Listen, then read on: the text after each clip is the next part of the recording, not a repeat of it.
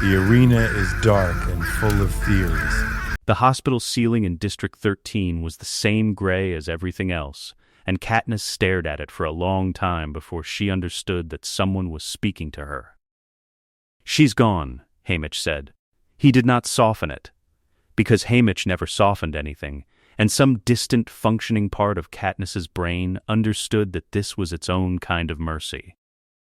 "Prim, the bombs got her. Both waves." He paused. "I'm sorry." She did not scream.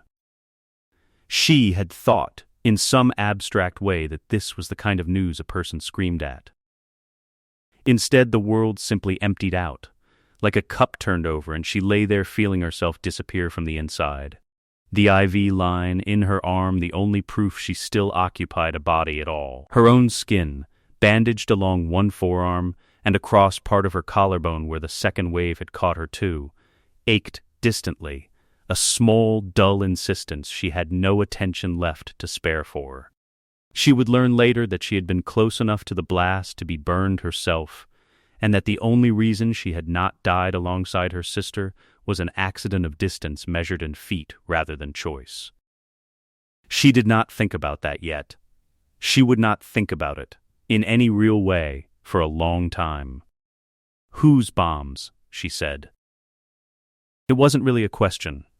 She already knew the shape of the answer, the way a person knows a held breath will eventually have to come out, no matter how long they refuse it. Haymitch didn't answer. That was an answer too.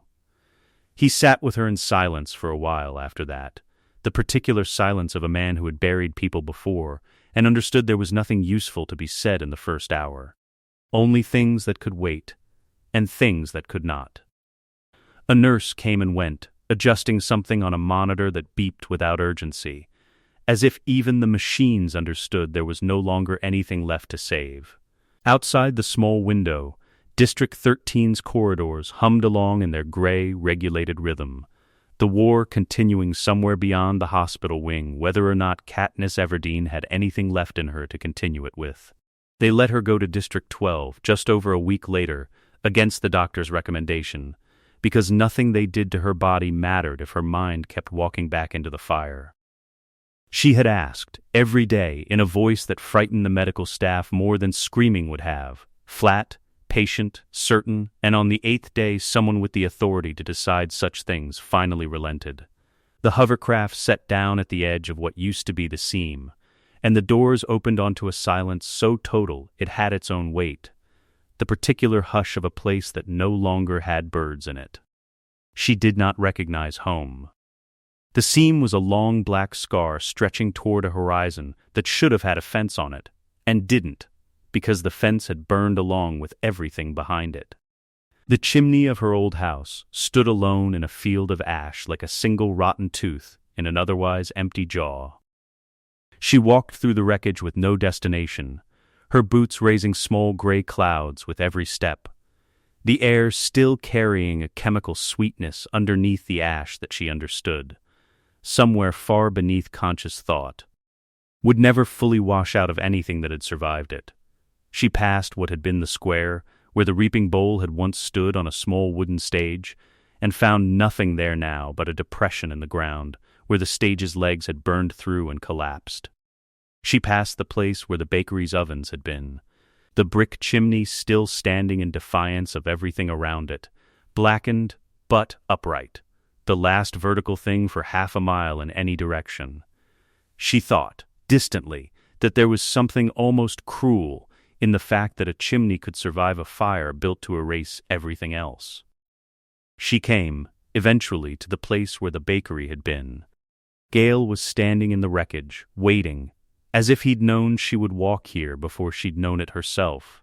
He looked terrible, hollow around the eyes in a way that hadn't been there before the mansion, his hands raw from something he wouldn't name, his whole frame carrying the particular stillness of a man bracing for a blow he believed he deserved. For a moment, neither of them spoke. The wind moved a drift of ash between them, fine as snow, and something in Katniss's chest registered the resemblance and recoiled from it before she could stop the thought from forming.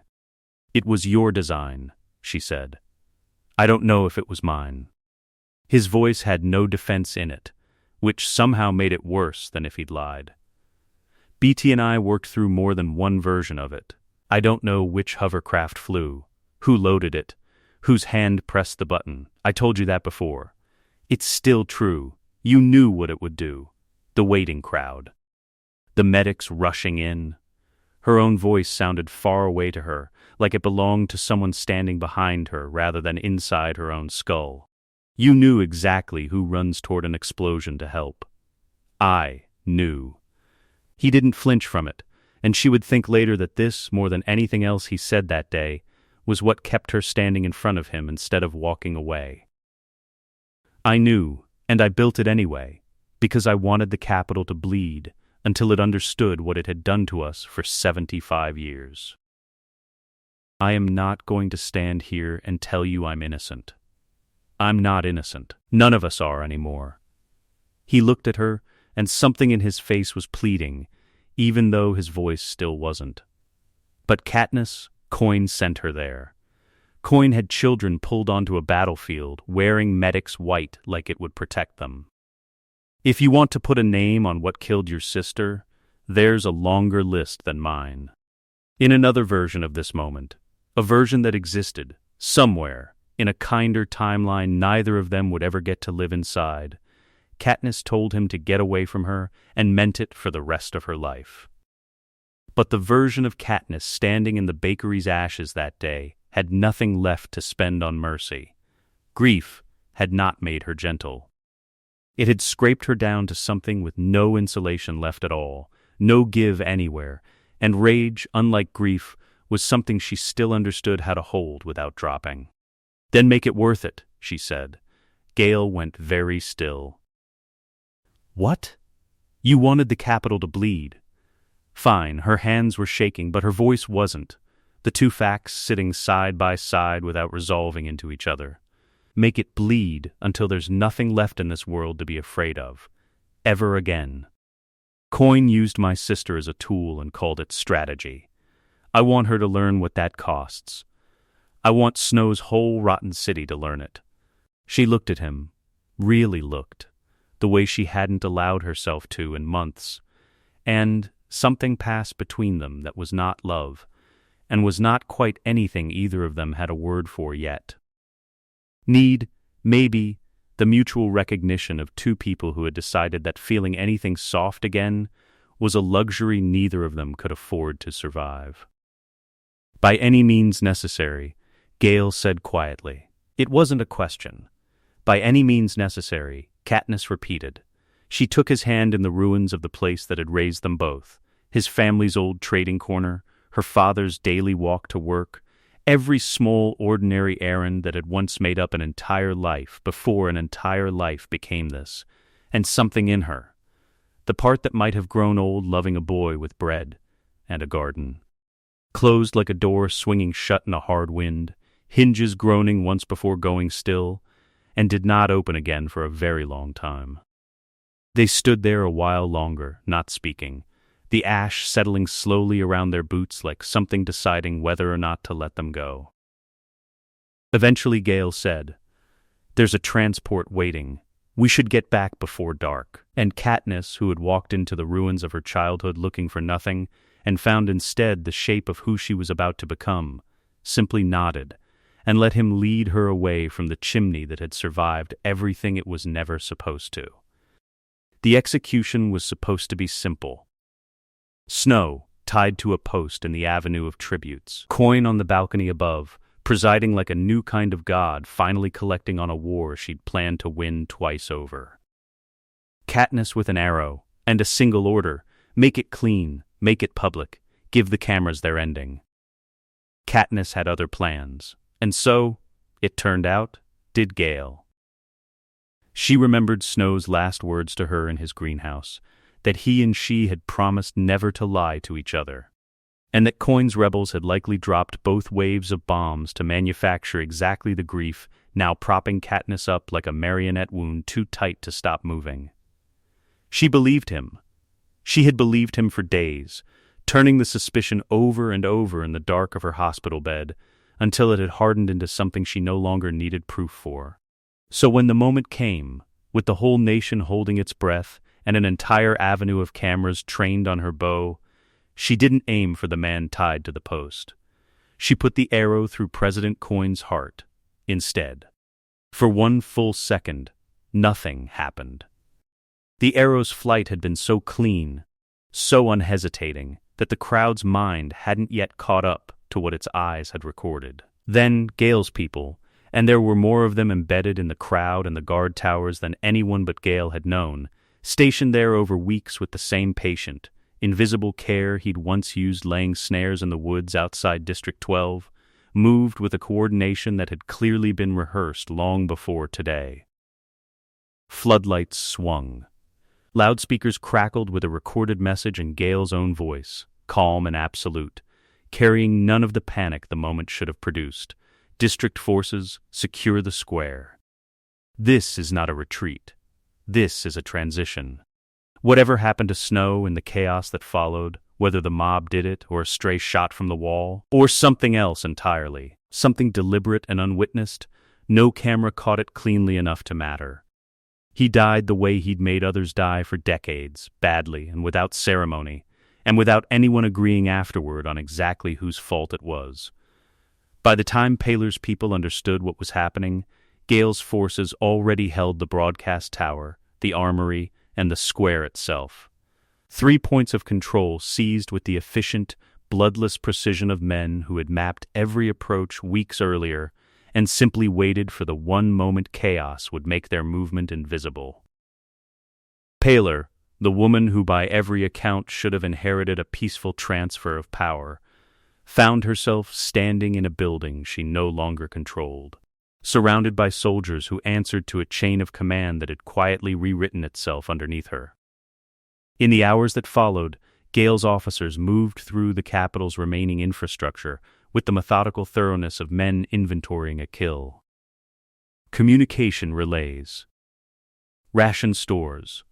The old Game Maker archives, sealed but not destroyed. Files on every arena ever built sitting in climate-controlled rooms nobody had thought, in the chaos of the war's final days, to burn. Gale had thought of it. Gale, it turned out, had thought of almost everything, weeks in advance, with the same patient calculation he had once applied to a 12-strand snare, built to catch an animal too clever for anything simpler. "This isn't yours to take," Paler told Katniss, in the one private conversation they had before everything hardened into its new shape. Coin was already planning the next war, Katniss said. She was going to use the districts against each other the way the capital always did. "We stopped that. You replaced it," Paler said. There was no fear in her voice, only a terrible clarity. The particular calm of someone who has already done the arithmetic and arrived somewhere worse than panic. "You think you're ending the cycle. You're the next turn of the wheel." She did not fight them. There was nothing left to fight with. Not against soldiers who had been planning this for longer than she'd known to look for it. But she did not bow, either. She simply withdrew. The way a person steps back from a fire they know they cannot put out alone, conserving whatever she had left for a longer fight than the one available to her tonight.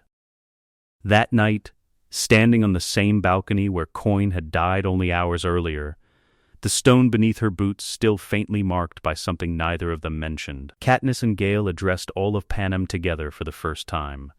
He spoke of stability, his voice carrying the same flat, reassuring competence he'd once used briefing district commanders on troop movements. She spoke of justice, the word landing strange and heavy in her own mouth, half-believed even as she said it. Between them they announced what they called the Reconciliation Council, with emergency powers until the districts are secure. It sounded, to the exhausted ears of a war-torn country that had spent its entire collective memory waiting for someone, anyone, to finally promise an ending, almost reasonable. Afterward, alone in a room that still smelled faintly of roses no one had thought to remove yet, Gale said to her, low and certain, the particular tone of a man closing an argument he'd already won in his own mind days ago, "Coin would have killed us both eventually." "You know that." "I know," Katniss said. she did not examine too closely. The fact that this had become the sentence she used to close every door behind her.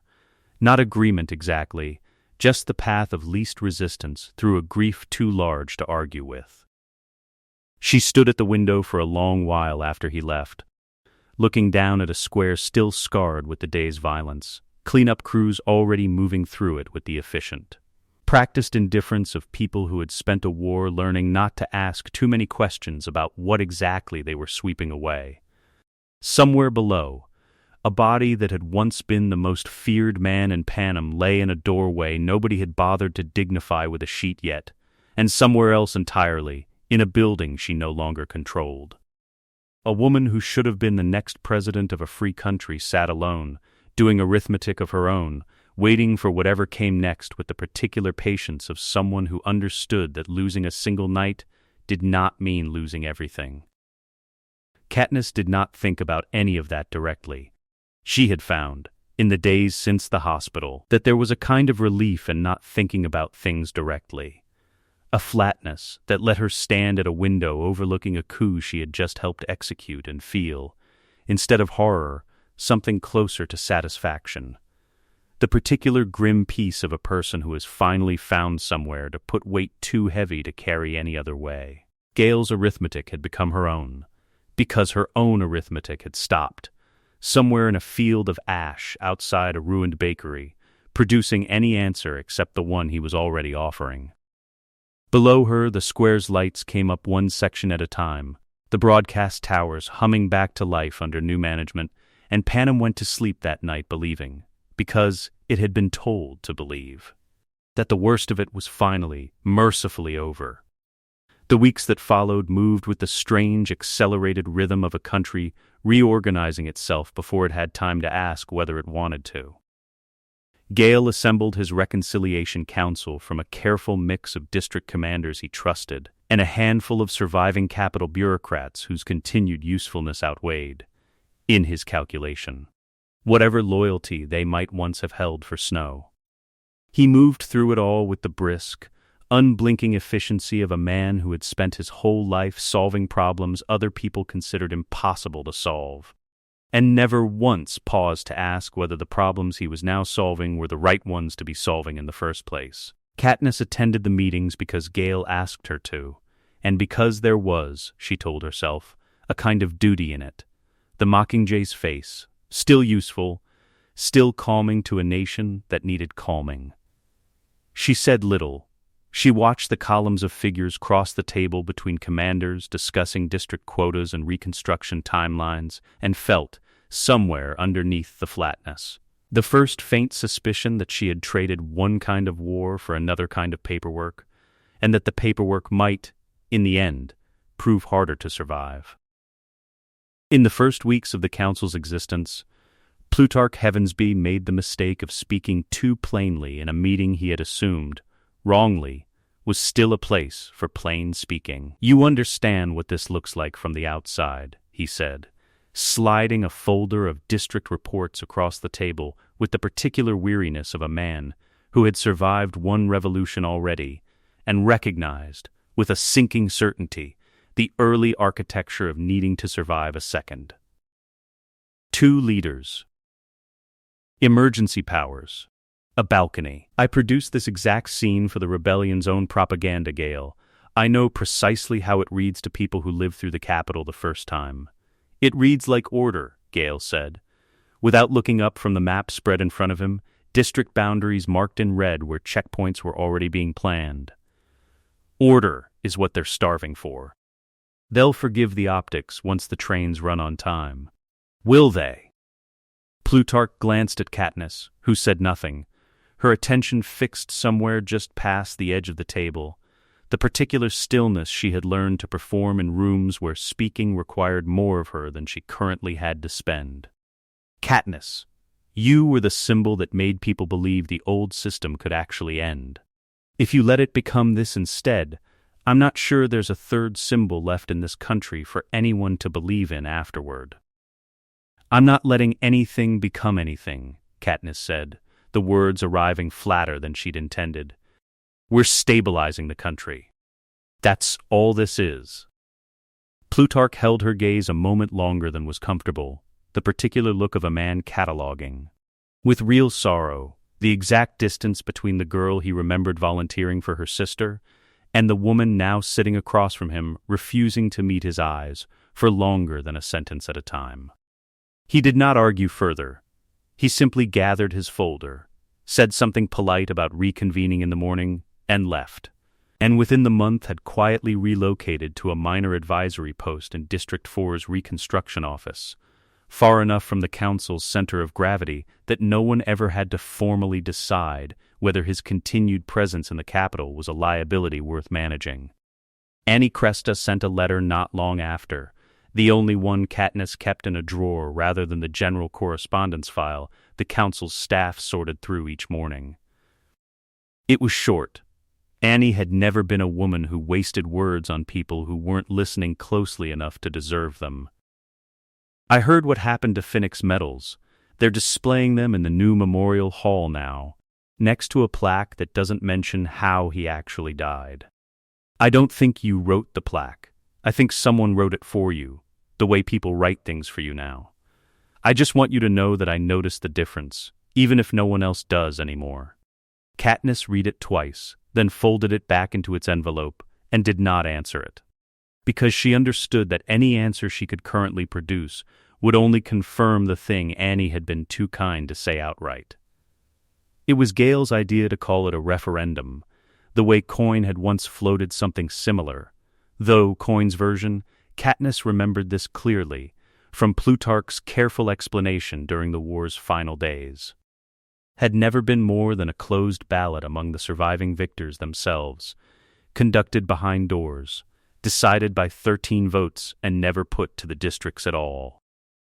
Gale's version was bigger, louder, and far more public than anything Coin had ever proposed, dressed in language designed to make the cruelty feel chosen rather than imposed. A thing the country had decided for itself rather than a thing two people had decided in a room with the curtains drawn. The proposal Coin had floated before her death, that the children of the capital's elite should face a final, symbolic games, a closing of the ledger, had never actually been voted on by anyone but the victors she'd quietly polled. Now Katniss and Gale revived it, dressed it in new language, and put it before a far wider body than Coin ever had. Not just the surviving victors, but the regional commanders gathered in a hall still smelling faintly of fresh paint over old smoke damage. Justice, not vengeance, the broadcast called it. A reckoning, not a repetition. The vote passed by a margin too narrow to be called a mandate and too wide to be ignored, the particular arithmetic of a country that wanted, more than anything, to be told its grief had finally been satisfied. Some of the victors who had cast a vote in Coin's narrower, quieter ballot months earlier voted differently this time, in front of commanders and cameras and the particular pressure that comes from being watched while you decide something irreversible. Katniss noticed this, distantly, the way she noticed most things now, a fact registered and filed away rather than felt. Evidence she did not let herself examine for what it actually proved about the difference between a private conscience and a public one. Gale ran the logistics with the same cold competence he'd once reserved for snares and wire gauges. The Capitol arena's still standing, he told the planning council, sliding a tablet across the table without looking up from the columns of figures scrolling across it. We can repurpose the old game maker systems in under 3 weeks. Most of the original staff are already in custody, easiest workforce we'll ever have, since none of them are in a position to refuse. He said it the way he used to talk about trigger weights and snare placement. A problem with a clean engineering solution, nothing in his voice suggesting he'd noticed the particular horror of what he was actually describing. Across the districts, the reactions split along lines that surprised no one who had lived through a war. Some people wept with something that looked almost like relief. Finally, the ones who watched us die for sport will know what it felt like. The particular catharsis of grief finally finding a place to land after years with nowhere to go. Others went quiet in a way that was its own kind of protest. The silence of people too frightened or too sickened to argue out loud in a country still learning which silences were safe to break. In a meeting Katniss did not attend, one of the District 8 delegates asked, plainly, Whether building a child's death into the foundation of a new government was justice, or simply the old cruelty wearing different colors, the same machine repainted and pointed in a direction that felt, for one generation only, satisfying instead of monstrous. She heard about the question secondhand, relayed in a brief summary someone handed her between two other briefings, and dismissed it the way she had learned to dismiss most things now, quickly, and from a distance too great to let the question's actual shape register. "An eye for an eye," she said, when someone asked her directly to defend the games, the words coming out smooth and rehearsed in a way that troubled her, faintly, somewhere far beneath the flatness she'd learned to live inside. A child for a child. The capital built an entire civilization on watching ours die. Let them understand the weight of it for one generation. She did not let herself wonder, out loud or otherwise, whether weight shared evenly was still weight, or whether it simply doubled the moment it touched a second child instead of canceling out against the first. 3 districts away, in a half-rebuilt apartment that had once belonged to a capital seamstress, Peeta Mellark watched the announcement on a borrowed television with his hands pressed flat against his knees to keep them from shaking. He had been recovering, slowly, painfully, piecing his memory back together fragment by fragment, real, not real, real, not real, and for a while it had been working. He had thought, in his better hours, lying awake in a city still learning how to be quiet at night, that there might still be a version of his life with Katniss in it, scarred but whole, a garden somewhere, primroses, the particular ordinary peace neither of them had ever quite believed they'd survive long enough to deserve. He watched her face on the screen, calm and resolute, announcing the return of the Hunger Games as an act of justice, and felt something in his chest break that no hijacking had ever managed to touch. No tracker-jacker venom, no capital torture chair. Something that had survived all of that intact and was breaking now, instead, at the sight of her standing on a balcony, explaining why more children needed to die. That isn't her, he told himself first, out of old habit, the same reflexive defense he'd built during his own recovery. The same instinct that had once taught him to separate the woman he loved from whatever the capital's chemistry had tried to make him believe about her. That's not real. The capital did something to her too. But there had been no torture chair for Katniss, no tracker-jacker venom rewriting her memories cell by cell. There was only grief, and Gale, and a door that had closed on its own, quietly, without anyone forcing it shut from outside. This was real. He sat with that fact for a long time, the broadcast looping back to footage of the new arena's reconstruction, cameras panning across scaffolding and old Game Maker control panels being wired back to life, and understood, somewhere in the particular ache of watching someone he loved choose this with her own clear eyes, that he had a decision in front of him that nothing in either of his games had prepared him to make.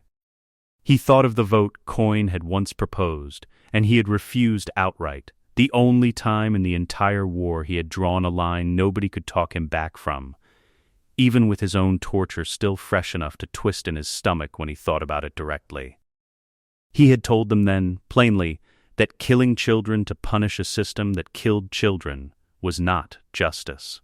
It was just the same machine running backward, and he had meant it with everything still left of himself after the capital had spent months trying to take that conviction apart, piece by piece. Watching Katniss now, calm and certain on a screen that had once carried her face as a symbol of mercy rather than retribution, he understood that the line he had drawn back then had not moved. The world around it had simply kept moving anyway, leaving him standing exactly where he'd always stood, while everyone he loved walked past him towards something he couldn't follow. He turned the television off before the broadcast finished, the screen's sudden dark leaving the small apartment quieter than it had been in months, and sat for a long time in that quiet, his hands finally steady against his knees, doing the slow, private arithmetic of a man beginning, without yet knowing the shape of where it would lead him. To understand that loving someone and following them were not, after all, the same act, and that he was about to discover, for the first time since the reaping that had started all of it, which one he actually had the courage left to choose. He went to find her anyway. Some part of him, the part that had survived 74 arena days and a hijacking and still believed, against every reasonable argument the last 2 years had handed him, that people could be reached, needed to try once before he let go of something he'd spent half his life building. The journey took the better part of 3 days, hitching transport where he could, walking where he couldn't, his face still recognizable enough in some districts to draw stares, and in others, the ones where Gale's checkpoints had already begun tightening, to draw something closer to suspicion.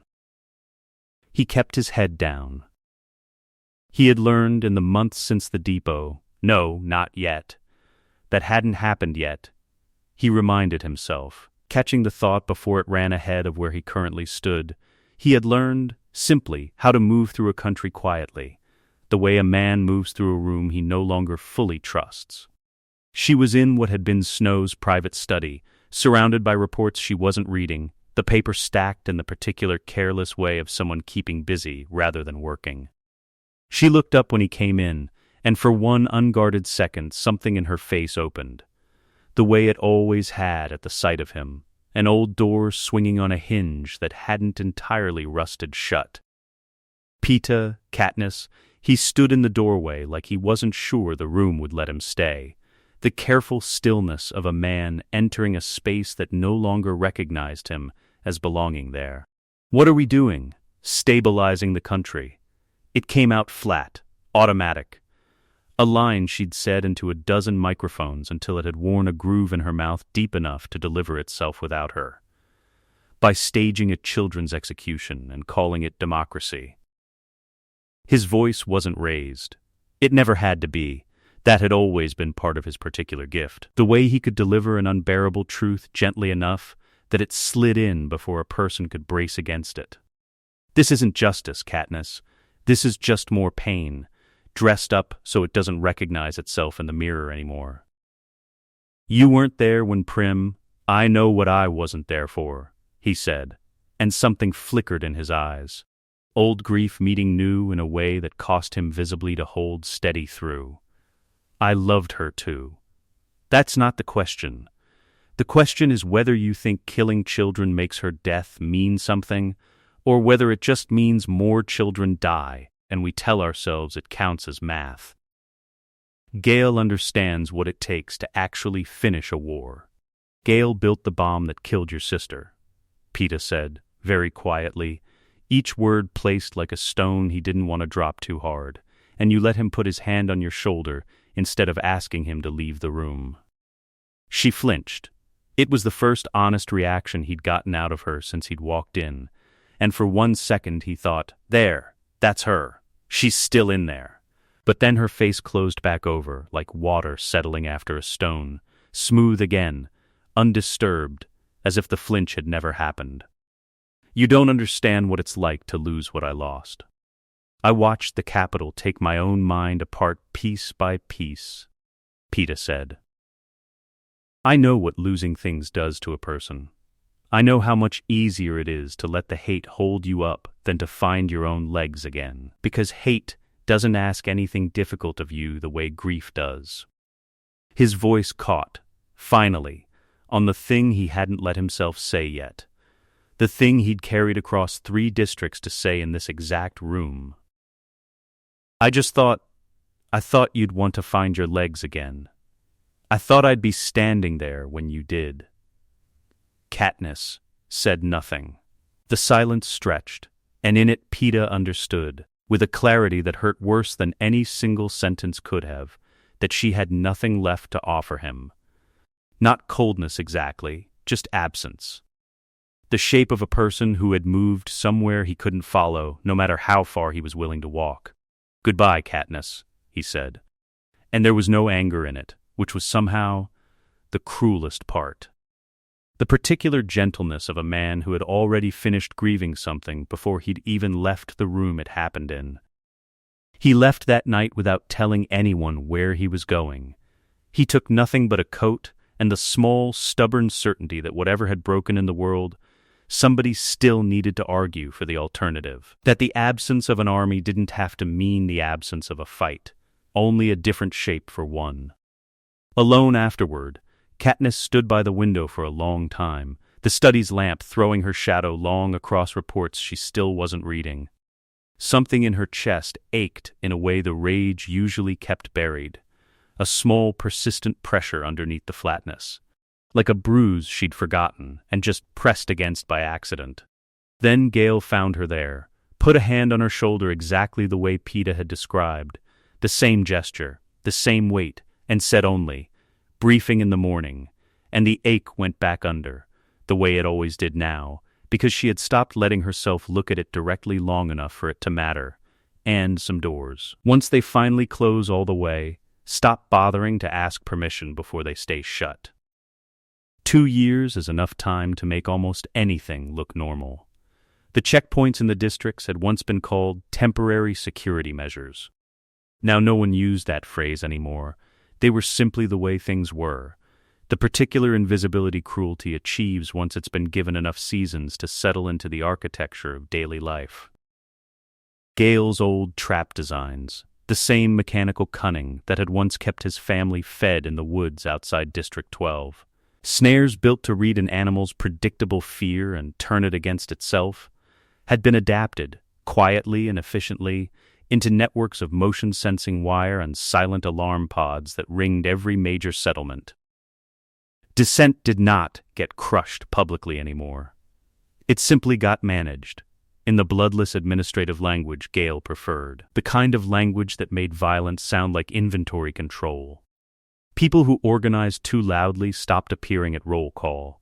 No one asked where they went, because everyone already knew, and knowing quietly had become its own survival skill, the particular discipline an entire generation had relearned from the inside out. The first symbolic games had come and gone in that first year, broadcast with the same glossy, relentless production values the Capitol had once used to sell its own cruelty to itself, except now the audience watching from their square-mounted screens were district families who had buried their own children to the same kind of broadcast a generation earlier.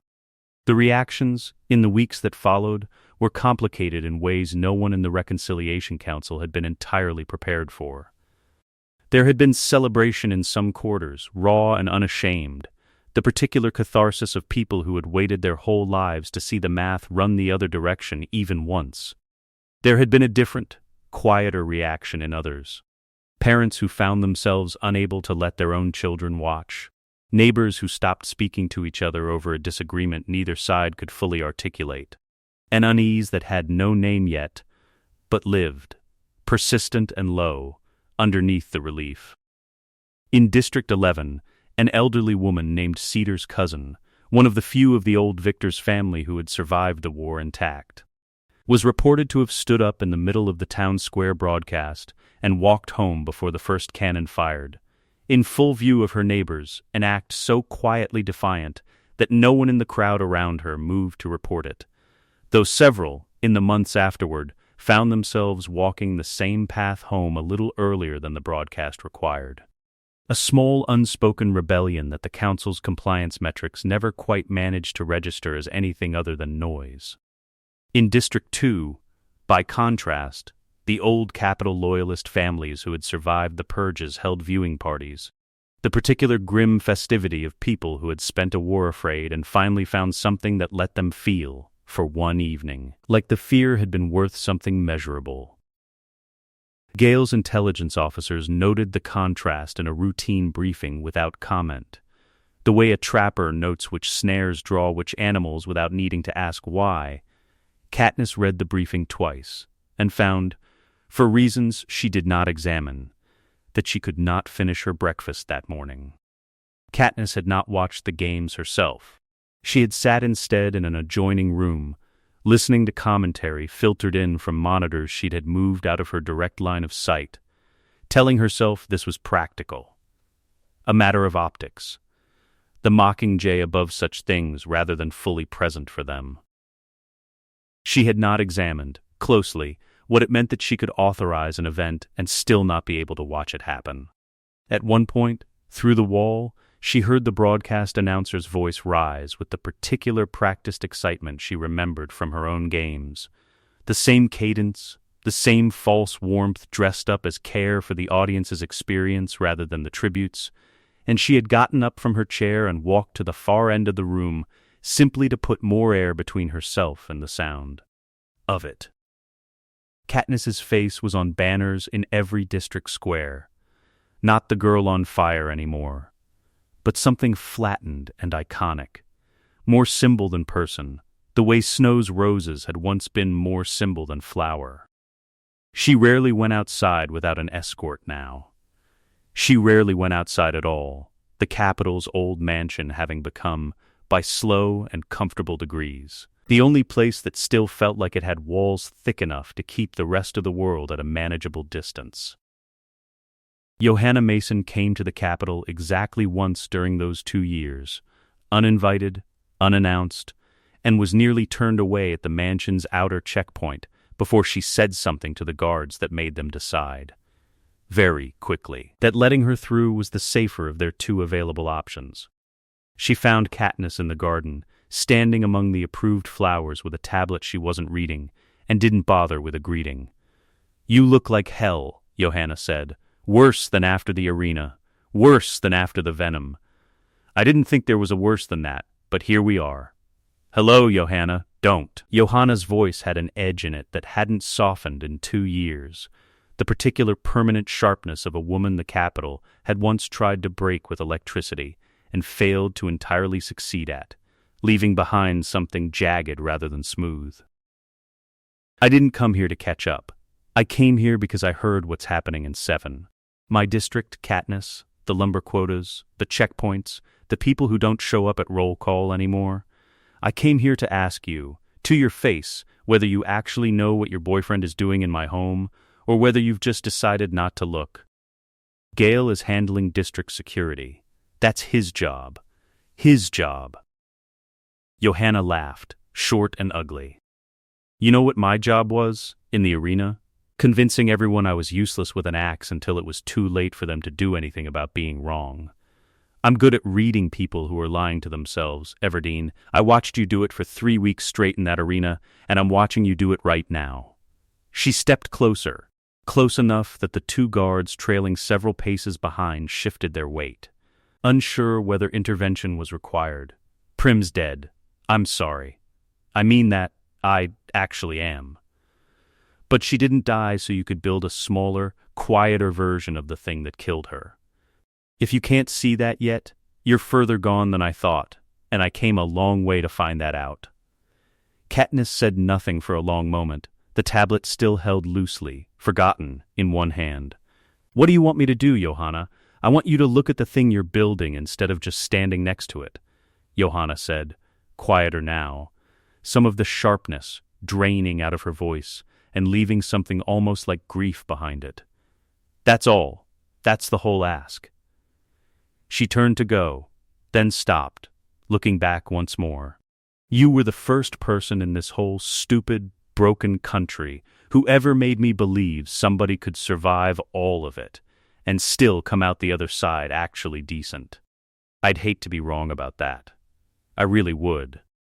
She left the same day, refusing every offer of an escort, and Katniss did not hear from her again for the better part of a year.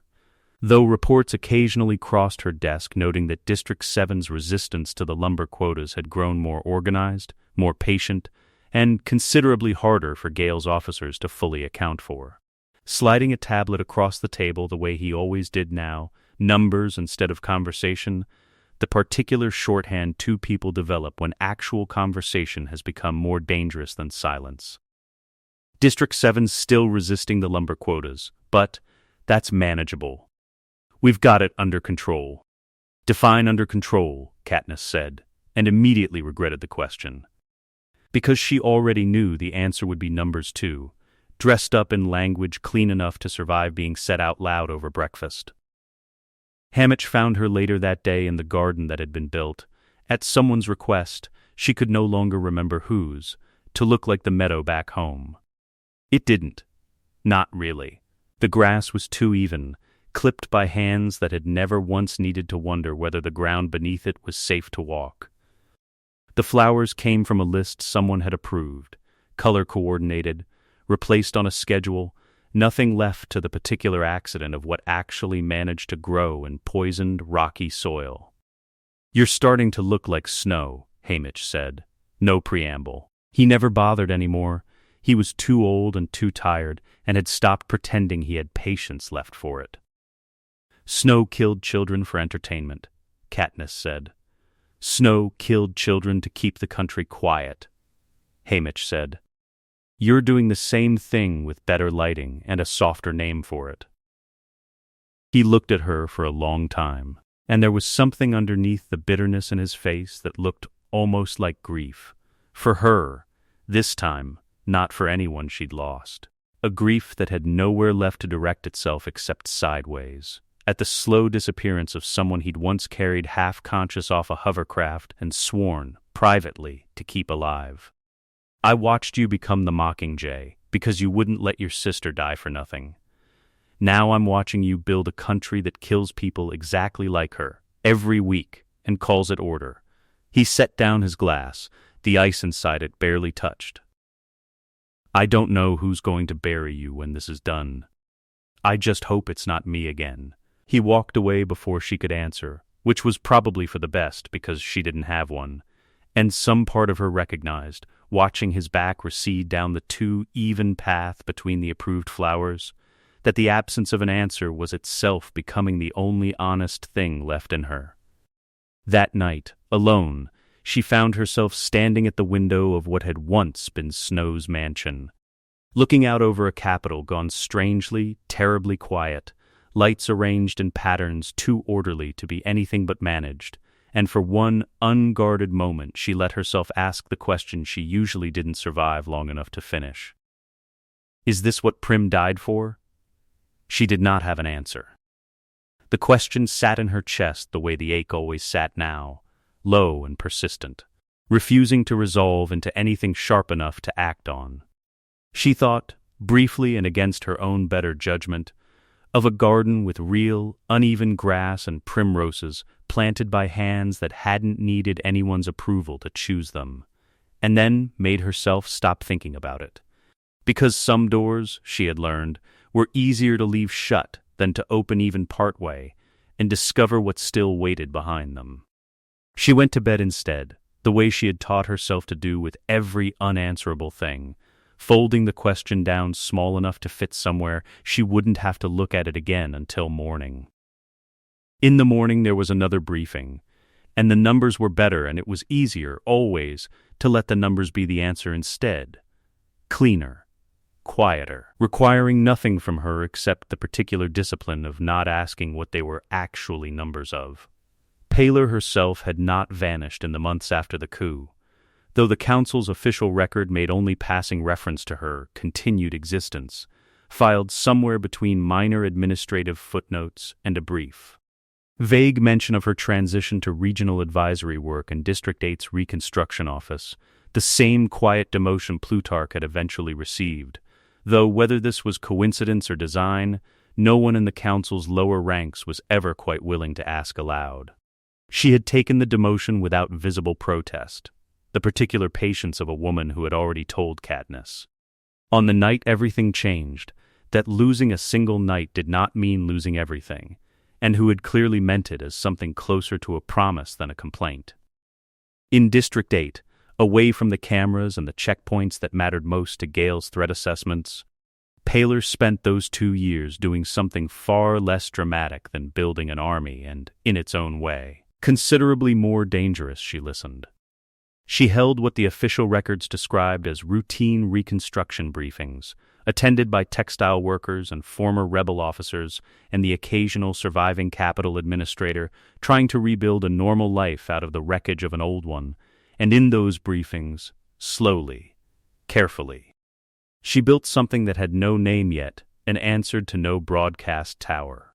A network of people who remembered, in detail, exactly what had been promised during the war, and exactly how little of it had actually been delivered once the promising was done. She and Peeta never met directly during those 2 years, as far as either the Council's intelligence reports or Paler's own carefully maintained silence on the matter would ever confirm, though Cressida, the radio technician who had once filmed for Plutarch and now worked quietly in Peeta's circle, made the journey to District 8 twice under cover of routine equipment transport, and returned each time with nothing in writing and everything, apparently, understood. Whatever coordination existed between them moved the way Peeta had always insisted resistance should move, slowly, deniably, built on trust rather than orders. The kind of structure that could survive having any single piece of it captured without the whole of it coming apart. They think we're separate problems, Paler told a small gathering in District 8 once, not long before the broadcasts began reaching half of Panem at once.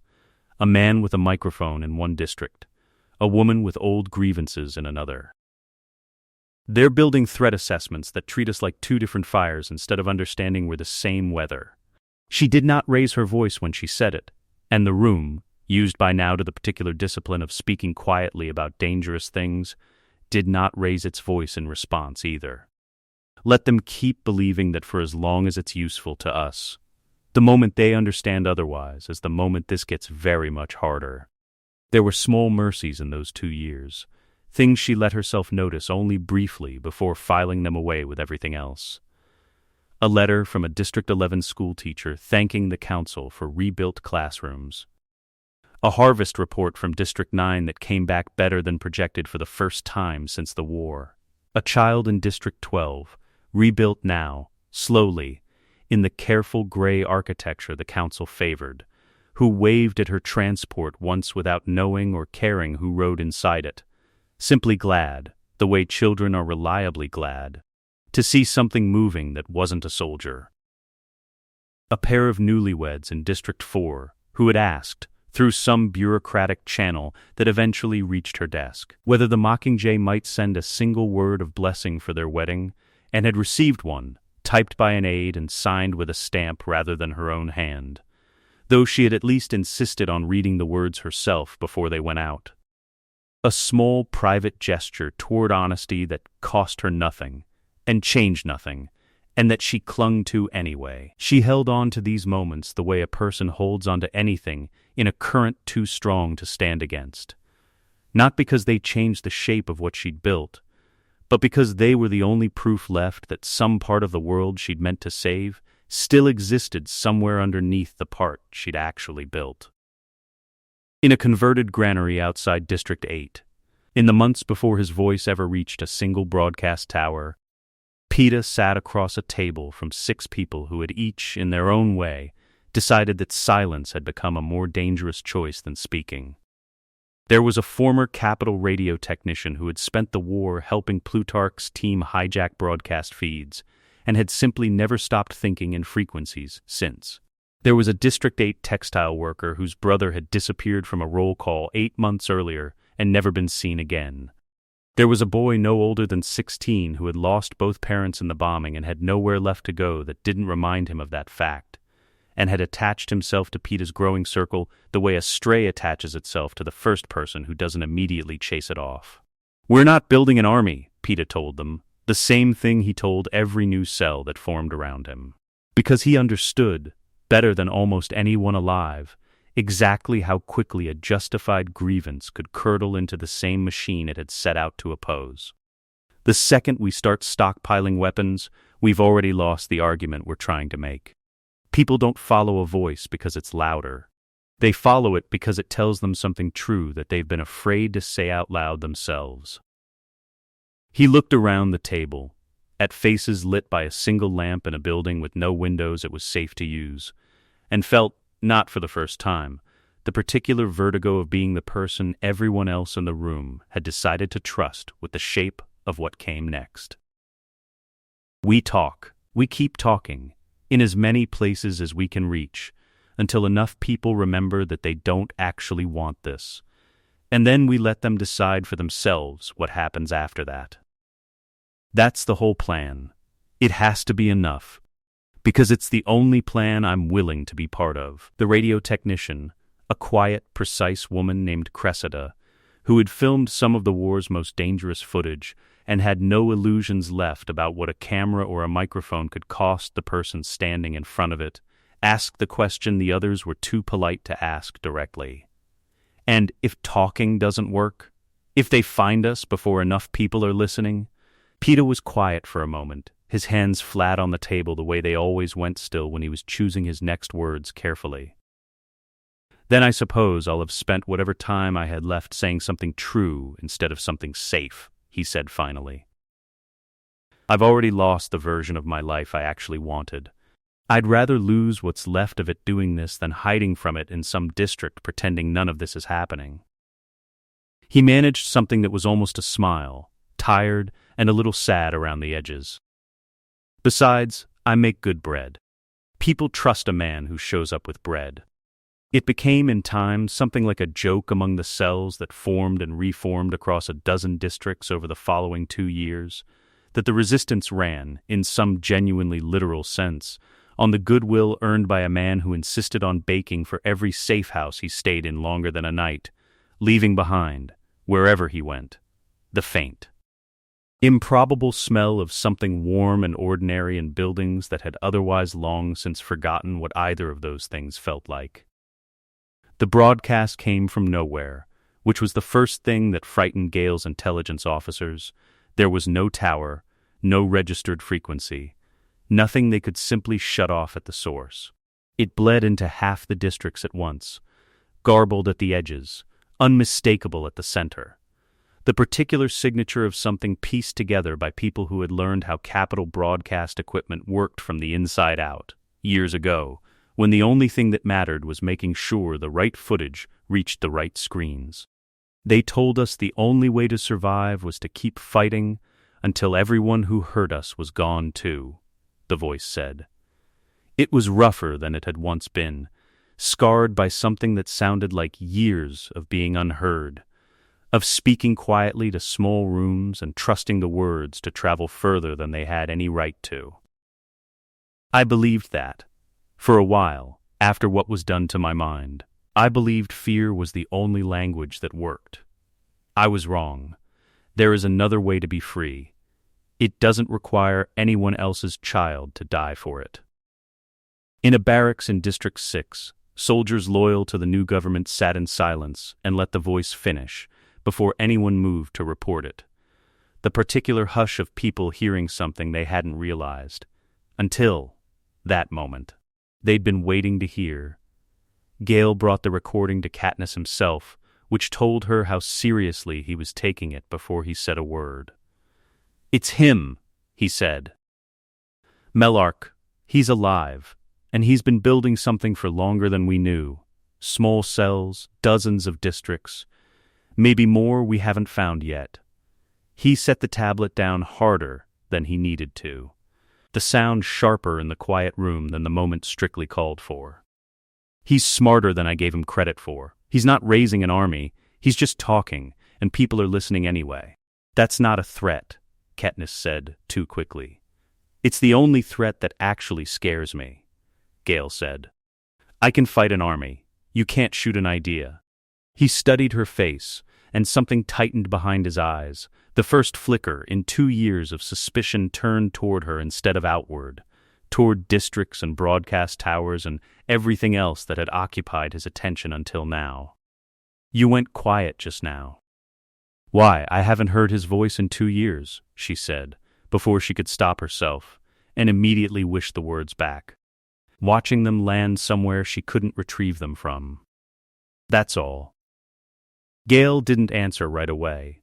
He just looked at her the way a man looks at a wall he's beginning to suspect has a crack in it. Not with anger yet, but with the first careful attention of someone calculating what the crack might cost him later, filing the observation away the same patient, methodical way he filed everything that might eventually require a response.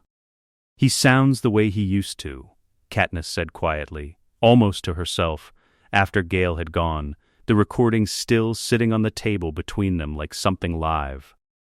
"Before, like the boy who used to sit with me on rooftops and pretend the world could still be kind." She closed her eyes, and for a moment the office fell away entirely, replaced by a memory of a different rooftop, a different version of herself who hadn't yet learned what she was capable of becoming. I don't know why that should unsettle me more than an army would. But it did.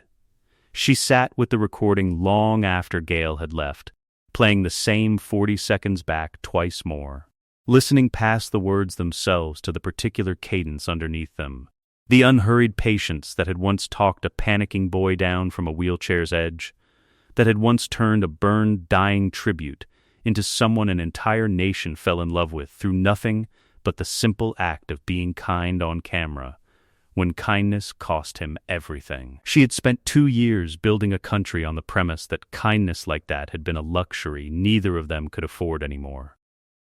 Hearing it again, unguarded and unrehearsed, bleeding into half of Panem from a tower nobody could find, she felt something underneath the iron she had welded herself into. A small, persistent vibration, like a wire pulled too tight, finally beginning to hum. She told herself it was nothing. She had gotten good, these past 2 years, at telling herself things were nothing. Across the hall, in the room he'd claimed as his own command center since the coup, Gale sat with the same recording looped on a smaller screen, studying it the way he'd once studied a trapline for the particular signs of an animal too clever for the obvious snares. He wasn't listening to the words anymore by his 4th pass through. He was listening to her, the half-second of stillness before she'd answered him. The particular catch in her voice when she said, "I haven't heard his voice in 2 years." A sentence that told him more about the state of things than any threat assessment his intelligence officers had compiled. He had built this entire structure, brick by brick, on the assumption that Peeta Mellark was a closed door, a man who had walked out of a study 2 years ago and would never again be more than a ghost haunting the edges of a country that had moved on without him. He understood now, watching Katniss's face replay itself in his memory with an unsettling clarity, that he had perhaps been wrong about which doors in this particular arrangement were actually closed, and which had simply been left, quietly, unlatched. He did not raise the subject again that night. He simply began, in the careful, methodical way he approached everything now, to widen the threat assessment to include a second name nobody had thought to add to it before. Not Peeta Mellark's, but Katniss Everdeen's, filed under a category he had no comfortable word for yet, except, perhaps, liability, a word he turned over privately and did not, for the moment, say out loud to anyone at all. By the time the intelligence reports landed on her desk, Peeta's voice had reached an estimated 80% of Panem, district by district, broadcast by broadcast. Faster than anyone could jam every frequency he found, the numbers climbing on the screen like something with its own momentum, indifferent to whatever countermeasures Gale's people threw at it. "Suppress it," Gale said, in the kind of voice that did not expect to be argued with. "Arrest the cell leaders we've identified. Jam every signal in the spectrum he's used so far. If we let this go another month, it isn't a broadcast problem anymore, it's a legitimacy problem. And if we crack down and it doesn't work," Katniss said, "how many people die learning that we're afraid of a man with no weapon but a microphone?" It was the first time in 2 years she had said no to him in front of staff, and the room felt the temperature of it even if no one moved. A half-dozen officers suddenly very interested in the reports in front of them, rather than the 2 people at the head of the table. "Since when do you flinch from a hard call?" Gale said, low enough that only she could hear it, the words carrying the particular edge of a man recalculating something he'd assumed was permanently settled. "Since the hard call started looking like the thing we used to call a war crime," Katniss said. That night she found old footage in the archive, propaganda reels from the rebellion, the kind no one watched anymore because they'd outlived their purpose, filed away in storage that hadn't been opened in years. There was Peeta's face, 22 years old, and exhausted and somehow still gentle, holding a child's hand during the District 8 hospital bombing, telling the cameras the world could still be worth saving even with bombers overhead. She watched it 3 times. Something in her chest, long buried under 2 years of careful, deliberate flatness, ached in a way she had no defenses left against, the old wound reopening itself without asking permission. "We're not saving Panem," she said out loud to the empty room, her own voice strange to her in the silence afterward. "We're strangling it and calling the silence peace." Haymitch, when she finally went to find him, gray now, drinking less but no less tired, the particular exhaustion of a man who had simply run out of energy for anger and settled into something quieter and sadder instead, listened to all of it without interrupting, the way he used to listen to her in the arena, weighing every word for the survival odds underneath it. "You already know what you're going to do," he said finally. "You came here to hear someone say it back to you so it'd feel less like falling. Gale wants a purge. Gale's wanted a purge since he was 17 years old, and the only thing standing between him and one has been you," Haymitch said. "The question isn't whether you can stop him giving the order. The question is whether you're willing to be the one holding the gun instead of just signing the form." He studied her, not unkindly, the closest his face came anymore to anything resembling warmth. "The only choice you've got left is how you end this, not whether someone's hurt before it's over." "How?" She did not answer him directly, but the next morning, when Gale brought her the strike plan for a district-wide crackdown, laid out in the same clean, bloodless columns he used for everything now, she told him no, and told him, instead, that she would go after Peeta herself. Gale's face did something complicated. Not quite anger. Something closer to recognition, the particular fear of a man watching the ground shift under a structure he'd assumed was load-bearing forever, a foundation he'd built his entire arrangement of power on top of, without ever once checking whether it could still hold the weight he'd stacked there. "Personally," he said. "Personally," Katniss said. "If this ends, it ends because I end it. Not because you signed an order for 1,000 strangers to do it for me." It was not mercy, not yet. There was nothing in her voice that resembled the gentleness Peeta might have recognized from a different version of her, a version that had existed once in a garden full of primroses before grief had finished its work. But it was the first decision she had made in 2 years that wasn't simply an extension of Gale's arithmetic laid over her own name, the first time since the coup that she had looked at a choice in front of her and found, somewhere underneath everything she'd built since the bakery's ashes, something that still belonged only to her. Gale watched her leave the room without saying anything further, and stood alone afterward with the strike plans still open on the table, the columns of numbers no longer quite as comforting as they'd been an hour earlier. He had spent 2 years building a structure he understood completely, every beam load bearing, every contingency mapped, and he understood now. Watching the door close behind the one variable in the entire arrangement he had never quite managed to fully control. That he had just lost something he had no good name for yet. Not her loyalty exactly, which still held, but something underneath it that had begun, however slowly, however quietly, to point itself somewhere he hadn't planned for. The search took 11 days, and Gale ran it like the hunt it had become, triangulated signal traces, raided safe houses, captured couriers who said nothing and were left eventually with nothing left to say. Katniss followed at the edge of it, watching her own people move through the ruins of districts she had once tried to save, and felt more than once. The dull recognition of an old skill turned to a new and uglier use. "I'm tracking him like I tracked deer," she thought, somewhere outside District 5, watching infrared schematics update in real time on a screen mounted in the back of a transport she'd stopped thinking of as a hovercraft and started thinking of, privately, as a cage that happened to move. Reading sign. Reading fear. "I used to be good at this because it kept people alive. I don't know what it's keeping alive anymore." They came close twice. The first time, Peeta's network scattered into a flood tunnel 40 seconds before the strike team breached the safe house, leaving behind nothing but a child's chalk drawing on the wall. A bird, wings spread. Unmistakably a Mockingjay, though whether it was meant as hope or accusation she couldn't say, and found, standing in front of it long after the rest of the team had moved on to search the next room, that she didn't want to ask herself which.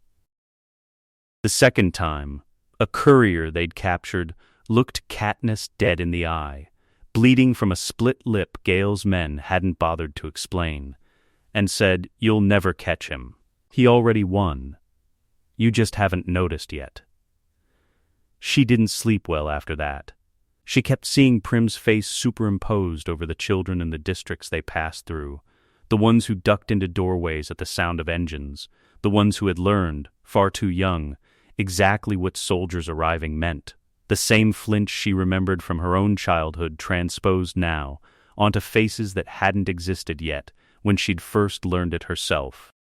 On the 9th day, deep into the search, she found herself standing alone in a District 5 safe house Peeta's people had abandoned only hours before, looking at a wall covered in hand-drawn maps, district boundaries, checkpoint locations, supply routes, all of it rendered in the careful, exacting linework of a man who had once painted murals on bakery windows for the simple pleasure of making something ordinary look beautiful. She traced one line with her finger, the ink still faintly tacky, and understood, with a clarity she hadn't let herself feel since the depot. No, since before any of this, since a different version of the future that had never had a chance to happen, that the man she was hunting had built an entire resistance out of nothing but patience and the stubborn conviction that people were better than they. Worst thing anyone had ever done to them. She left the room without telling the rest of the team what she'd seen there, and did not examine, closely, why it was in that same safe house that one of Gale's soldiers found the boy. The 16-year-old who had attached himself to Peeta's circle 2 years earlier, now nearly 18, caught trying to slip out a back window with a satchel of papers he hadn't managed to burn in time. The soldiers had him on his knees in the yard before Katniss reached the door, and for one long moment she stood in the threshold watching a boy not much younger than she had been in her own first games stare up at the rifles surrounding him with an expression she recognized immediately. Because she had worn it herself once, in an arena, the particular calm of someone who has already decided how frightened they're willing to let themselves look. "Where is he?" the lead soldier said, not unkindly, the question almost gentle in its delivery, which made it worse rather than better. The boy said nothing. He looked, instead, past the soldier, directly at Katniss, and something in his face shifted. Recognition, she realized. The particular shock of meeting a legend in person and discovering the legend has a face that can be frightened too. "You're her," he said. "The Mockingjay." He almost laughed, a small broken sound with no humor in it at all. "Peeta talks about you sometimes. Not the way you'd think. Not angry. Just sad. Like you're someone he's still grieving even though you're not dead." He looked at the rifles around him, then back at her, and something in his posture straightened, the particular stubbornness of a boy who had already decided, before this moment ever arrived, exactly how it was going to go. "He told us once that you were the kindest person he'd ever met before the war finished with you. I used to wonder what that meant. I think I understand it now." She ordered the soldiers to let him go. It was not mercy exactly, she would tell herself that later, lying awake in a transport bunk somewhere outside District 6, turning the decision over and over without managing to settle on a name for it. It was simply that she could not. In that particular yard, with that particular boy looking at her with that particular face, give the order that would have made her no different from the things she still privately insisted, on her better days, that she was trying to prevent. Gale was furious when he heard. "He's a courier, Katniss. He probably knows exactly where the next safe house is." "Then we'll find the next safe house," she said, "without putting a child's blood on a yard I have to walk past for the rest of this search." And Gale, for the first time in longer than either of them could name, did not argue the point any further, though something in his face afterward suggested the disagreement had simply gone underground rather than ended. By the 11th day, Gale's triangulation had narrowed Peeta's location to an abandoned depot outside what had once been the southern stretch of District 12's old boundary. Close enough to home that the cruelty of it nearly stopped Katniss where she stood. The particular vertigo of recognizing a stretch of road she'd walked as a girl, now lit by floodlights and surrounded by soldiers who answered to her. "He's cornered," Gale said, studying the schematic with the particular satisfaction of a man closing a long campaign, the strain of 11 days finally easing out of his shoulders. "One more push, and it's done." "Done," Katniss repeated, and did not recognize her own voice when she said it. The words sitting strange and heavy in her mouth, the same way justice had sat strange and heavy on a balcony 2 years earlier. A word she had used so often it had stopped meaning anything specific, and had simply become a sound she made when she needed the conversation to end. She stood at the depot's edge that final hour before the breach, watching the floodlights carve the old structure into harsh white and impossible black, and let herself, for the first time in 11 days, think directly about what waited inside instead of around the edges of it. Not a threat to be neutralized, not a legitimacy problem, not a name on an intelligence report, but a boy who had once thrown her 2 loaves of burnt bread across a fence in the rain, and never once, in all the years since, asked anything of her except that she let herself be loved without flinching from it. She thought of his hands, steady on a paintbrush, steady on a wheel of dough, steady on her own shoulders during the worst of his hijacking fevered nights, the particular gentleness that had survived torture, survived capital chemistry rewriting his own memories against him, survived everything the war had thrown at it intact, right up until the moment she herself had finally been the thing it couldn't survive. Gale's voice came over the comm, clipped and ready. "Position confirmed. Awaiting your order." She did not answer immediately. Somewhere behind her, soldiers checked weapons with the particular quiet efficiency of people who had done this before and expected to do it again, and somewhere ahead of her, past the floodlights and the old rusted structure, a man she had once loved more than her own survival was almost certainly listening to the same engines she was hearing, understanding, with whatever calm he had left, exactly what they meant. "Move in," she said finally, the words costing her more than any order she'd given in 2 years, and felt something inside her that had been holding very still for a long time finally begin, deliberately and without her permission, to come loose. The depot smelled like rust and old dust. Peeta stood in the center of it, thinner than she remembered. A long scar along one forearm that hadn't been there before, surrounded on every side by Gale's soldiers with their weapons raised. He didn't run. He didn't even flinch. He simply looked at her, across the wreckage of 2 years, with an expression that held no fear at all, only something far harder to survive. Pity, hello, Katniss. She had rehearsed nothing, and it showed. "Peeta, you found me," he said, not as an accusation, just a fact. The particular calm of a man who had spent 11 days assuming this moment would eventually arrive, and had used the time to make peace with it rather than to run further than he already had. "I wondered how long it would take. I always thought, if it happened, it would be you who came." Gale would have sent soldiers and stayed in an office. His eyes flicked briefly to where Gale stood at the edge of the room, weapon already raised, waiting. "I see I was half right." "You're a threat to the stability of the country," Katniss said. It sounded, even to her, like something she'd read off a card. The words arriving without weight behind them. A sentence borrowed rather than felt. "I'm a man with a microphone," Peeta said. "The fact that you needed an army to find me should tell you something about which one of us is actually afraid." "I did this for you," she said, and hated how small her voice sounded saying it, the depot's high broken ceiling swallowing the words almost before they'd left her. "For us! For a world where what happened to Prim never happens to anyone else's sister again."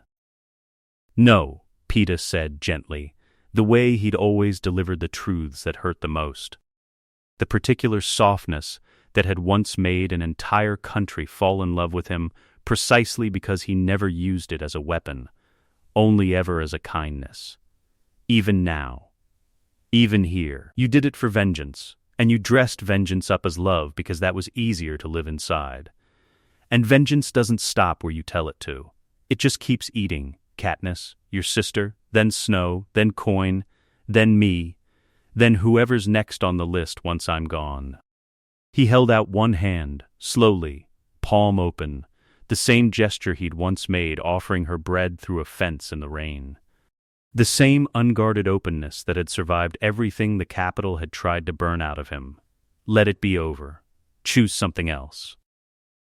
For one long moment, something in Katniss's face cracked open entirely. The girl who had once climbed a tree to escape mutts, who had once sung to a dying boy in an arena, who had once meant every word of real, and Gale, watching, understood before either of them said it aloud that he was about to lose something he had never quite let himself name, something he had assumed all this time was simply loyalty, and was only now recognizing as something else entirely, something that had never fully belonged to him at all. "This is over," Gale said, stepping forward, weapon rising. "Step aside, Katniss." She did not step aside. What she did instead, whether she moved between them, whether her hand found her own weapon, whether the single shot that followed came from her or from Gale, or from a soldier whose nerve finally broke in the silence, is a thing the official record of Panem would later describe only in the vaguest terms, the way it had once described Snow's death. An outcome without a clean author. A history that everyone agreed to remember differently depending on what they could afford to live with afterward.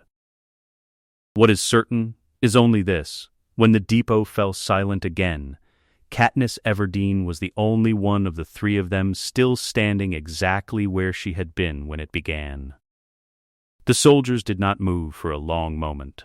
The particular paralysis of men who had been trained for every contingency except the one in which the order they answered to no longer had a single clear voice attached to it. One of them, finally, stepped forward to check the bodies. The practiced, clinical motion of a man who had done this before and would do it again, and said nothing when he confirmed what everyone in the room had already understood without needing it confirmed. Another radioed back to the transport, his voice carrying none of its usual clipped confidence, asking, twice, for instructions that no one currently alive in that chain of command was in a position to give him. Katniss stood very still in the center of the depot, the rust and dust settling slowly around her boots, and did not look at either body directly.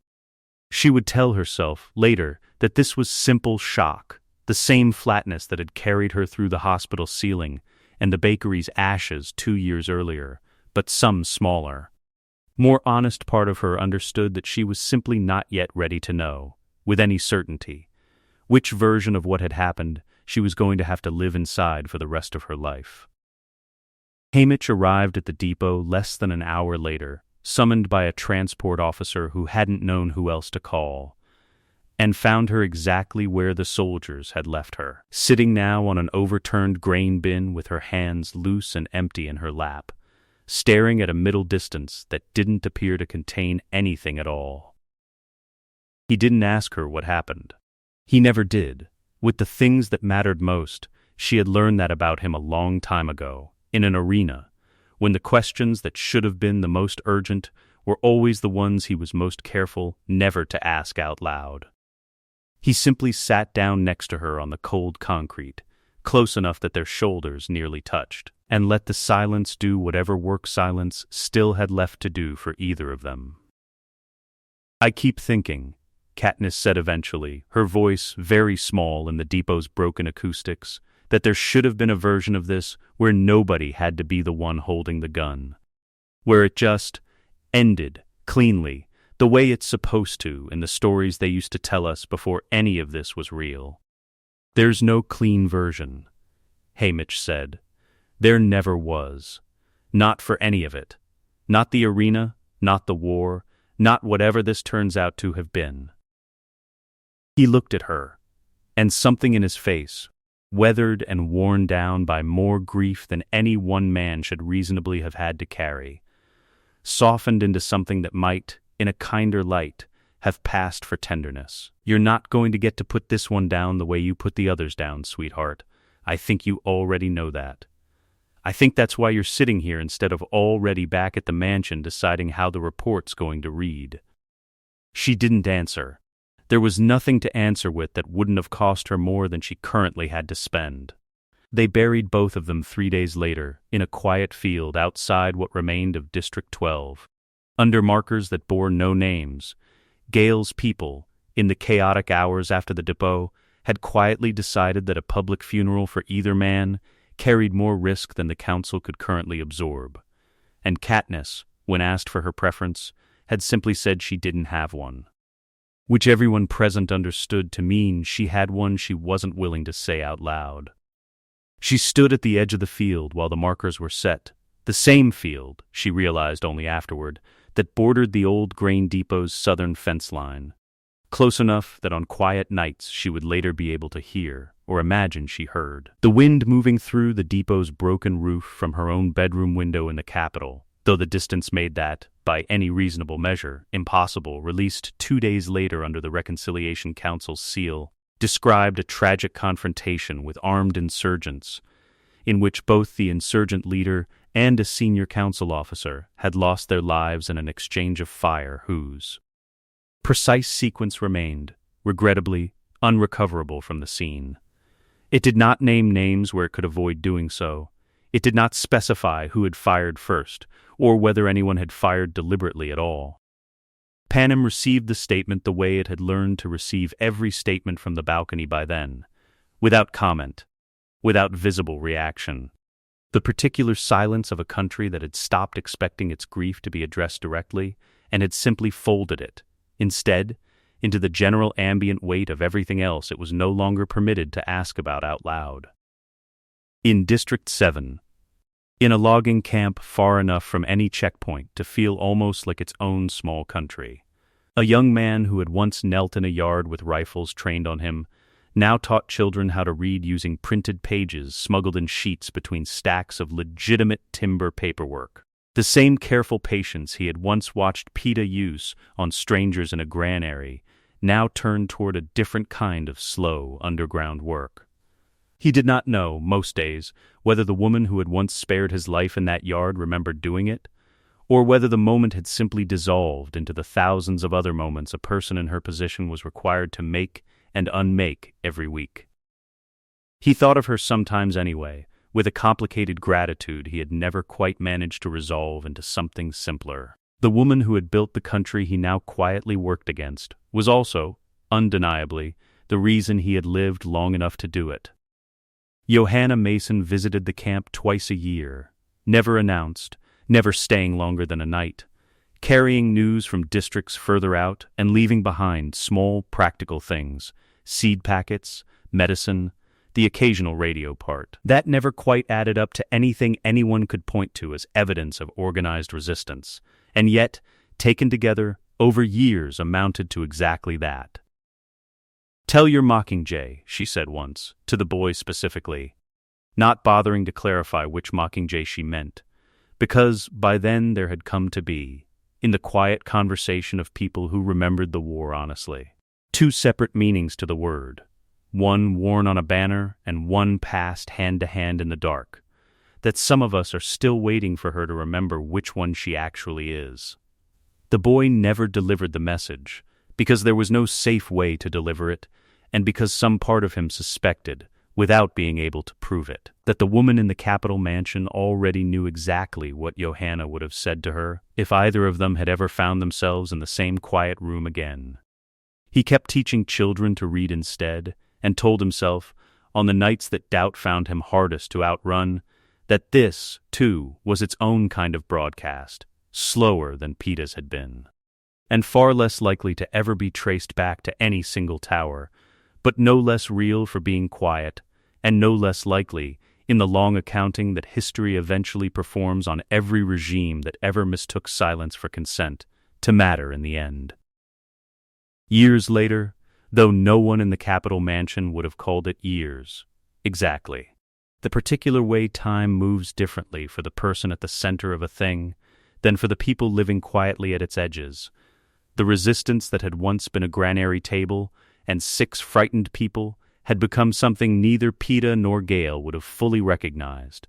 Not an army, not a broadcast, but a slow accumulation of small refusals, district by district, generation by generation. The kind of thing that doesn't announce itself with floodlights or coups, but simply accretes, the way coal forms, under pressure, in the dark, until one day there is simply more of it than anyone expected. And it is no longer possible to pretend the ground beneath the throne was ever as solid as it looked from the balcony. The roses are gone. She had them torn out the first week and never said why. The depot's 2 graves, for that was what they had become, quietly, without ceremony, 2 markers in a field outside a town that no longer fully existed, sit unvisited by anyone but her, and even she goes only at night, when the soldiers assigned to watch her movements are tired enough not to ask where she's been. The numbers are good. Compliance is up. The districts are quiet in the specific, brittle way that quiet takes when it has been built rather than grown. The particular hush of a country that has learned, the hard way, exactly which questions cost too much to ask out loud. Haymitch visits sometimes, though less than he used to, and says almost nothing at all anymore, which has become its own unbearable kind of verdict. He sits across from her, pours himself a drink he no longer hides from her, and looks at her the way a man looks at a fire he once helped build, and can no longer get close enough to put out. He does not ask her what happened in the depot. He has never asked. She has come to understand that this, too, is its own kind of mercy. The same kind he offered her once on a hospital ceiling 2 years before everything else. The mercy of a man who already knows the answer and has decided that making her say it out loud would serve no purpose except cruelty.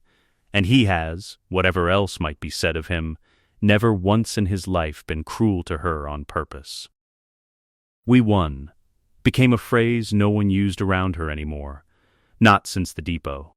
The country was, by every metric the council tracked, more secure than it had been in a generation. No one was starving. No one was drawing names from a bowl. And yet the word victory, when it surfaced in her own private thoughts late at night, arrived now, always trailing the same silent question behind it. Unanswered and unanswerable, the question she had once asked herself standing at this same window 2 years earlier, and had never once, in all the time since, managed to put fully to rest. At what cost? It isn't really a question anymore. It's closer to a confession, the kind she has learned to make quietly, to no one in particular, in rooms too large for the words to do anything but settle into the corners and wait. Some nights she walks the meadow they built for her, with its too even grass and its approved flowers, and tries to remember what the real one looked like before any of this. Before bombs, before banners, before the particular silence that follows a country that has learned not to ask questions out loud. She rarely can, anymore. The real meadow has become almost as unreachable to her as the boy who once stood in it, planting flowers for a sister neither of them could save, his hands patient in the dirt, asking nothing of her except that she let herself be loved without flinching from it. Some nights, faint and far off and impossible to fully silence no matter how many frequencies the council's people chase down, a broadcast still finds its way through, a voice, or the memory of one, saying that there is another way, that it is not too late, that the cycle only continues for as long as someone is willing to keep turning the wheel. She has never been able to confirm, in the time since the depot, whether the voice is real, some surviving fragment of Peeta's network broadcasting still from a tower no one has found, or whether some part of her has simply kept it alive on its own, playing it back from memory in the particular hours when the mansion is too quiet to fill any other way. She has stopped trying very hard to find out. There is a version of the truth in which not knowing is itself a kind of keeping, and she has decided, on the nights when the mansion is at its quietest, that this is the only version of him she still has the right to keep for herself. Katniss looks at herself in the mirror some mornings and does not entirely recognize the woman looking back, powerful, untouchable. and utterly alone in a way that has nothing to do with how many people surround her. She tells herself, in the moments she can still afford to be honest, that she could still choose differently. That it isn't, technically, too late. She has been telling herself that for years. Panem is at peace, in the only way Panem has ever really known how to be at peace, through force, through fear, through the quiet agreement of the powerless not to ask what it costs the powerful to keep things this still. The districts file their quotas. The checkpoints hum along their wire perimeters, reading every approach the way a trapper once read a forest trail, and nobody remarks anymore on how seamlessly the old skill became the new architecture. Because remarking on it has stopped being something anyone can afford. And somewhere in the shadow of that peace, the way it always has, the next revolution is already beginning to grow, patient and certain, and entirely unconvinced that this particular throne will last forever. It grows the way grief once grew in her, slow and underground and invisible until the moment it isn't. In households that have learned to keep their hope as quiet as their grief, passed hand to hand the way a coal is passed between people too cold to let a fire die out entirely, waiting for whatever wind finally arrives to let it catch. Katniss does not know, most days, whether she is waiting for that wind herself or bracing against it. She has stopped being able to tell the difference, the way she has stopped being able to tell, most days, whether the ache that still lives somewhere beneath the iron she built 2 years ago is grief for Prim, or grief for the version of herself that died alongside her sister in a square full of ash, or grief for a boy with steady hands who once asked for nothing and received, in the end, everything that cost him. The wheel turns. It always has, long before her name was ever drawn from a bowl, and it will keep turning long after whatever she is now finally steps down from whatever this has become. The only real question left, for Katniss, for Panem, for anyone still listening to broadcasts in the dark, straining to catch a voice that may or may not still be out there, is whether anyone left standing still remembers how to stop it, or whether remembering how is itself a kind of forgetting, the careful, practiced amnesia of people who have learned that some questions, once asked honestly, leave no room left to keep living the way they currently do. She does not answer that question tonight, either. She turns from the window, the Capitol's lights arranged below her in their patient, managed rows, and goes back to the reports waiting on her desk, the way she always does. Because the alternative, stopping long enough to actually look at what she has built, and what it cost and whether any version of justice was ever actually served by any of it, remains, even now, even after everything, the one thing she still cannot quite bring herself to survive looking at directly. Let us know what you'd like to see next. The end.